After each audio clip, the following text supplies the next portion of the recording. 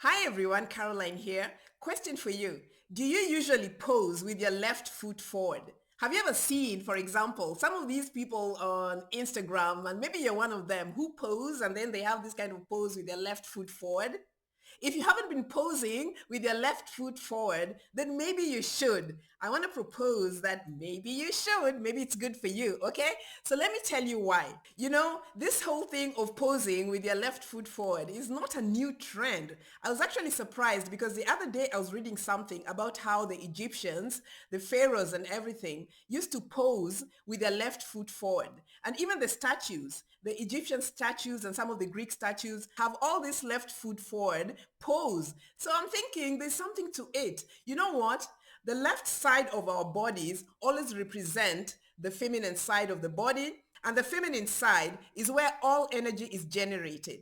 The foot, and especially the bottom of the foot, is the epitome of feminine energy. This is where the contact happens from physical being to physical earth mother.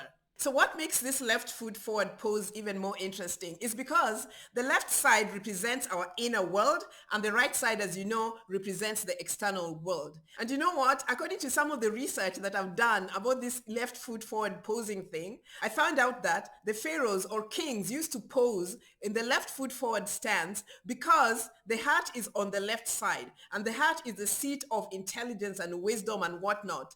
And because inner power was on the left side, the ancient kings saw it fit to symbolically step over their enemies using their left foot and then walk forward majestically using their right feet as a sign of, first of all, triumphing over their enemies or just, sweeping them to the side before marching over them and vanquishing them. You know what I mean? So obviously, there's a divine energy that's connected with the power of moving forward using your left foot. So, awakened beings, because we are not statues, should we tap into this divine power and keep posing with our left foot forward?